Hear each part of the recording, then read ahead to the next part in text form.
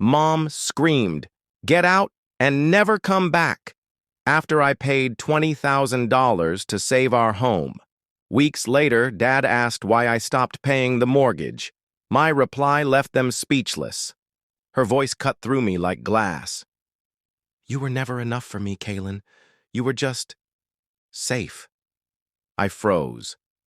Not the shouting, not the tears, just that one word, safe. Safe meant boring. Safe meant replaceable.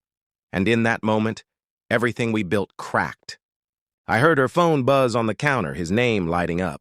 "My name is Kaylin. I'm 26. I always thought love was my armor.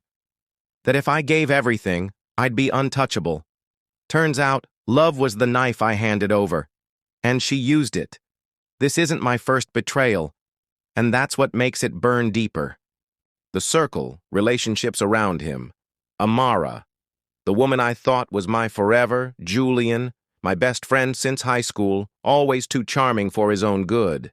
Rhea, my roommate, blunt as a hammer, but the only one who notices the cracks in me.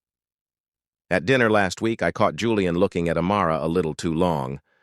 I laughed it off. I shouldn't have. In my memory, his hand brushed hers under the table, and she didn't pull away. The truth wasn't fireworks.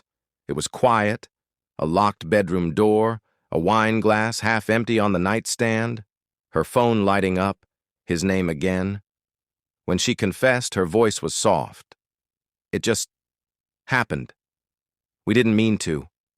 I whispered back, almost to myself. I think I always knew. No yelling, no smashing plates, just me standing in the doorway, hands in my pockets. "If love means losing myself," I said, "I'd rather lose you." I walked out before she could answer. The silence outside was louder than her begging. I remembered my father leaving when I was 9, his suitcase dragging down the hallway, my mother whispering, "He chose someone else." That night, I promised myself I'd never be like him. And yet, here I was, abandoned by the same script. The pain wasn't just hers leaving. It was history repeating. Rhea found me sitting on the fire escape, cigarette in hand, though I don't smoke. She didn't ask, she just said, "Julian's been bragging about it. He thought you'd never find out." I clenched my jaw. She looked me dead in the eye. "You thought you'd collapse. You were wrong." For the first time, I believed her. Amara showed up at my door, mascara running. Julian texted me, excuses pouring in. Rhea slammed the door in both their faces before I had to. I finally said it, calm as stone. "I hope he makes you feel safe, Amara, because you'll never feel loved like I loved you." My phone buzzed. An email, a photography internship abroad, the one I'd turned down for her. I stood in front of my mirror, bag half packed. For once, I didn't see a broken man. I saw someone about to begin again.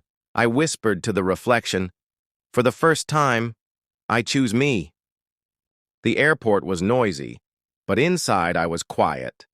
Her memory still stung, but it no longer defined me.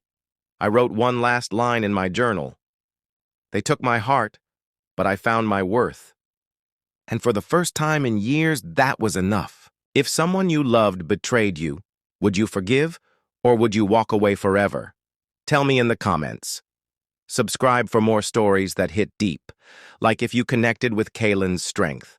Comment to share your own heartbreak story.